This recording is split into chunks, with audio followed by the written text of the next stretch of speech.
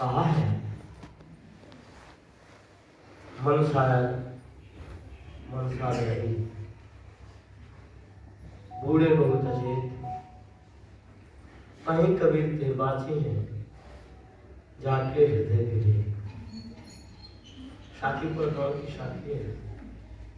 मनसार, मनुष्य का जो मन है वो समुद्र है,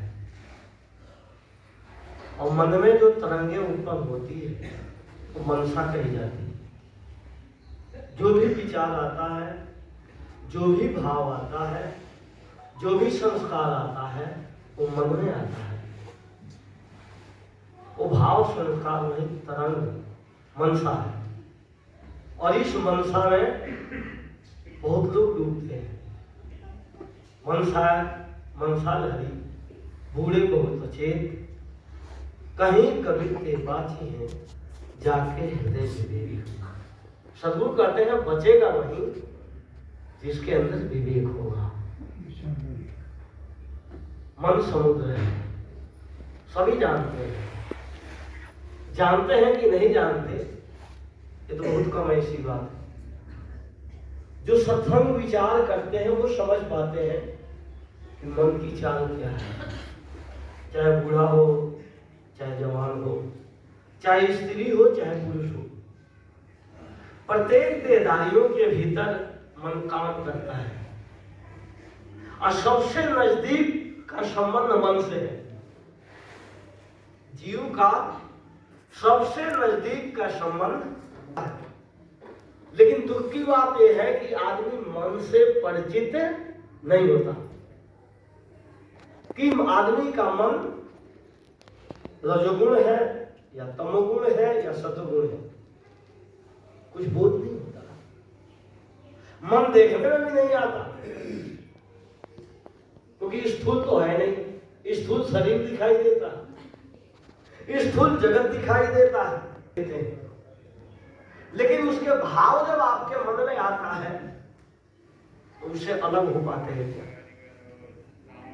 उससे हम अलग नहीं होते। उस मन के साथ ही बहते चले जाते और इतना बहते कि पता ही नहीं लगता कि हम उसके साथ में हैं या वो हमसे अलग है। सदगुरु इसी को बताते हैं कि नाना रंग तरंग है मन मकरंद असूझ। अनेक प्रकार के तरंगे हमारे मन में उत्पन्न होती है, अनेक प्रकार की, एक प्रकार के नहीं। और एक क्षण में अनंतों भावनाएं आती है। जो उन भावनाओं को देखता है वो बचता है, जो उन भावनाओं में बह जाता है वो फिर बचता नहीं, वो तो उसी में गोता खाता है। इसलिए आम आदमी की बात नहीं।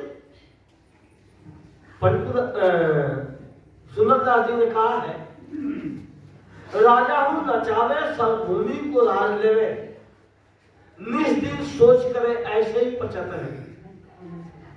रंग कहूं नचावे सब भूमि,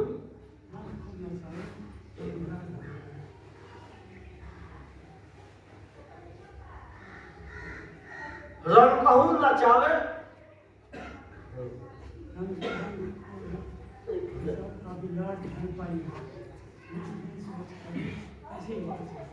रंग कहूं नचावे अभिलाषधन पाइबे को, निस्दिन सोच करे ऐसे ही पचत है। राजा हूं नचावे सब भूमि को राज लेवे, और हूं नचावे देह से रचत है। देवता असुर सिद्ध परग सकल लोक, कीट पशु पक्षी कहूं कैसे के बचत है। सुंदर कहत कोई संत की न कही जाए, मन के नचाए सब जगत नचत है। मन के नाच में सारा जगत नाचता है। कोई संत है जो अपने मन के ऊपर काम करता है वो बचता है, उसको नहीं कह सकते। लेकिन संतों की भी आप देखते ही हो, कुंभ मेला में तो देखा ही होगा दृश्य। ये सब मन का खेल है, और मन के खेल से कोई बचता नहीं। जो विवेकी होता है जो सोचता है कि मन पैदा कैसे होता है, मन को पैदा करने वाला कौन है, मन को चलाने वाला कौन है, ये बहुत कम लोग चिंतन करते हैं, या कम लोग विचार करते हैं, या कम लोग सोचते हैं कि जो मन जो गति करता है, कोई कोई तो ये कहते हैं मन श्रेष्ठ है। कुछ लोग इस बात को मानते हैं कि मन श्रेष्ठ है, लेकिन एक बात समझना, मन श्रेष्ठ नहीं होता। मन की कोई अपनी सत्ता नहीं होती।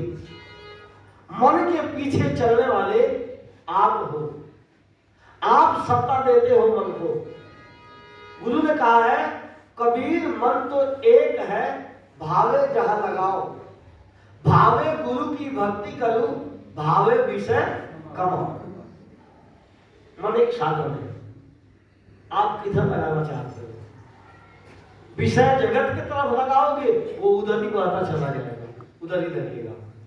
यदि गुरु की भक्ति नाम अपना कल्याण, अपने जीवन का उद्धार यदि हम करना चाहते हैं, तो मन उधर ही लगेगा।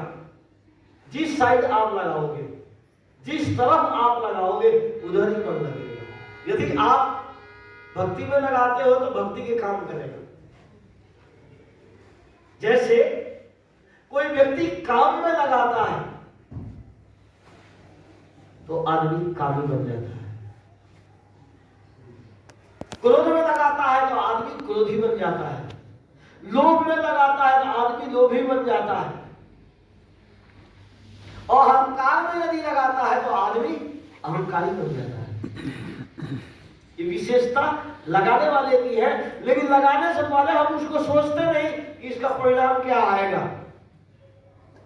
हम सोचते नहीं, जब नहीं सोचते तो फिर दुखी रहते हैं, उसमें डूब जाते हैं। कैसे सुनना होगा, एक उदाहरण है। एक सेठ था, सेठ नहीं, एक फकीर था। उसको निमंत्रण आया, कहीं जा रहा था निमंत्रण में, बीच में उसका पुराना मित्र मिल गया। कहा मित्र कहाँ जा रहे हो? कहा बस आप ही के पास आया मिलने के लिए, आश्रम से दूर नहीं गया था। कहा कि ठीक है, आप भी मेरे साथ चलो, एक जगह निमंत्रण है, वहां पर आप मेरे साथ चलो। उसने कहा मेरे कपड़े गंदे हैं, मैं चल के आया हूं। पुराना जमाना, लोग पैदल ज्यादा चलते थे। कहा कि मेरे कपड़े गंदे हैं, आपके साथ कैसे जा सकता हूं? उसने कहा कोई बात नहीं, आप ऐसा करो, हमारी झोपड़ी नजदीक ही है, चलो वापस चलते हैं झोपड़ी में, और मेरे पास बढ़िया अच्छा नया कपड़ा किसी ने दिया है, वो कपड़ा आप पहन लेना, अभी चलना। बोला ठीक है। दोनों वापस घूम के आए। वापस जब घूम के आए, उसने नया कपड़ा दिया, कुर्ता, धोती और टोपी। जब दिया तो उसके अंदर उसका मन काम करने लगा। यार जब रास्ते में चलेगा ना, हमारे तरफ तो किसी की भी नजर नहीं रहेगी, जो भी देखेगा इसी को ही देखेगा। अब वो सोचता रहा, नहीं करें तो क्या करें? कागज तू तो फकीर है, ये कौन सी बात सोच रहा है? तेरा ही तो मित्र है, बचपन का साथी है, तेरा मित्र है, तू कपड़ा ही दे दिया, फिर क्यों सोच रहा है? अब ये सोचते सोचते कहा ठीक चलो, दोनों चल पड़े। अब अपने मन को रोकता है कि नहीं, ये चर्चा नहीं करनी वहां पर, ये हम कपड़े हमारे हैं, ऐसी चर्चा नहीं करनी। लेकिन अब मन रुकने वाला थोड़ी है। मन जो है हर एक काम में मन काम करता है, बिना मन के तो काम ही नहीं होगा। चाहे कुछ भी करोगे, भक्ति करो तो, ज्ञान करो तो, या व्यवहारिक जीवन जियो तो, वहां भी मन काम करता है।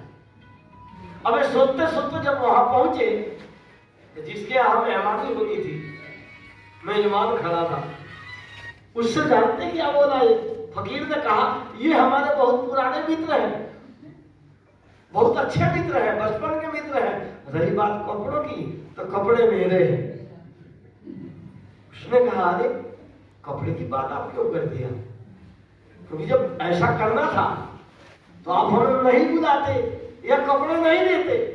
उसने कहा मित्र क्या करूं, गलती हो गई, चलो अब आगे आगे चलेंगे, अब नहीं कपड़े की चर्चा करें। आगे दूसरी जगह और जाना था, फिर वही बात, वो मन में चिंतन हो रहा, यो कपड़े तो मेरे ही हैं।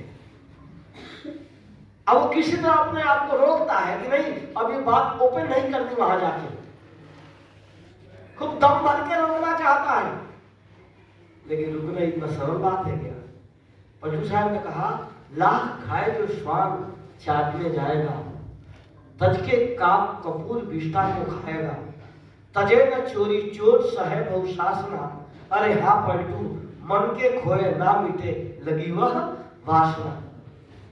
जो वासना है जब तक मन का नाश नहीं होता, वासना कभी नाश नहीं होती, इसलिए मनोनाश करना जरूरी है। अब वहां जब पहुंचे दूसरे के दरवाजे पर, वहां भी यही बात कहा फकीर ने कि ये हमारे मित्र हैं, बहुत पुराने मित्र हैं, बचपन के मित्र हैं, अच्छे मित्र हैं। रही बात कपड़ों की, तो कपड़े किनके हैं, कपड़ों की बात कर दी। और उसने कहा भाई आप फिर साथ में ऐसा आप मुझको लेकर क्यों आए, जब आपको यही चिंतन करना था, यही बताना था, तो फिर ऐसा क्यों आप साथ में लेके आए। कहा मित्र गलती हो गई, अब जो है तीसरी जगह चलना है, अब ऐसा करें, अब आपसे कपड़ों की बात नहीं करूंगा। फिर चल पड़े। अब रोकना चाहता है, रुकेगा, उधेड़ बुन लगा हुआ है, बात चल रही है अंदर अंदर, विचार चल रहे हैं अंदर अंदर, भावनाएं जो की तो है, प्रबल है, वो कभी कम नहीं होती। ऐसा ही उदयपुर में वो तीसरे घर पहुंच गए।